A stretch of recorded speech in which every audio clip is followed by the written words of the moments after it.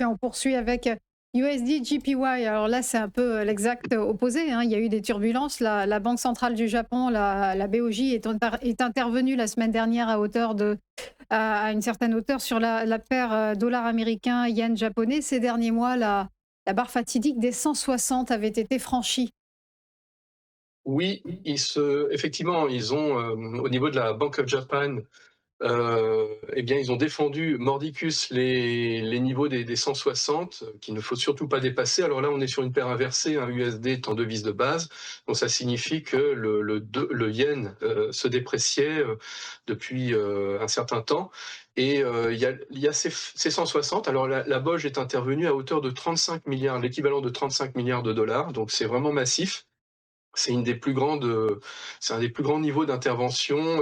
On avait eu, si on dézoome effectivement avec du weekly, parce que là on est en graphique daily, on voit bien que ça propulsait vers une sorte de bas vers une oblique basse. Et cette oblique basse, voilà, en dézoomant sur le weekly, vous voyez, c'est quelque chose qui vient de loin.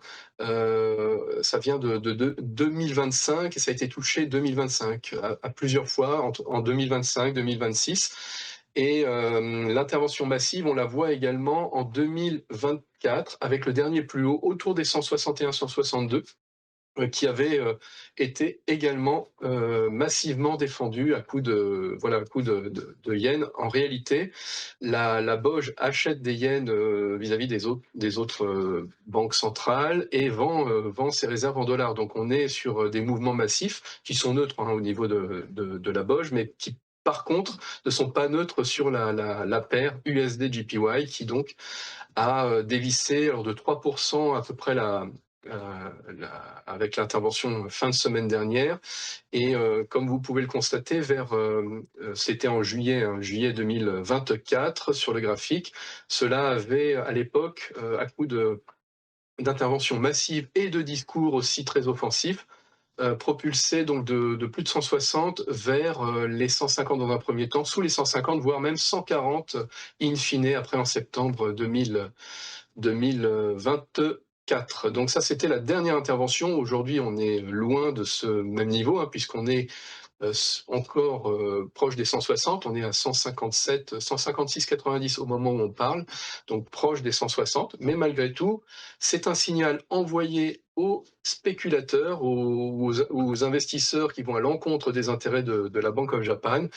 Et ça, c'est appuyé aussi par les discours, notamment de Oudéa, et mais pas que, même l'exécutif, comme le Satsuki Katayama, le ministre des Finances, a dit le moment pour une avait dit hein, la semaine dernière, le moment pour une action décisive approche. Et effectivement, c'est ce qui s'est passé ensuite avec cette intervention massive pour faire baisser l'USD JPY. Pour l'instant, cette oblique donc devra être surveillée. On est autour des, comme je l'ai dit, hein, autour des 157. Si on passait clairement sous les 156 et que le mouvement tenait, on pourrait aller vers évidemment les 154, 153. Et puis on a en ligne de mire le chiffre rond des 150. Et après, pour du vraiment plus long terme, pourquoi pas les 140, qui est le bas de range en quelque part de ce grand mouvement de fond potentiel.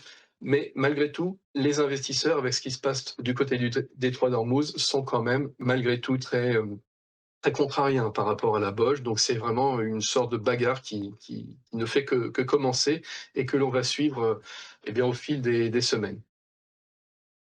On suivra ce feuilleton. En effet, merci beaucoup, Benoît Fernandez-Riou, pour votre analyse ce matin. Belle journée à vous. Merci. À suivre le point bourse. À tout de suite.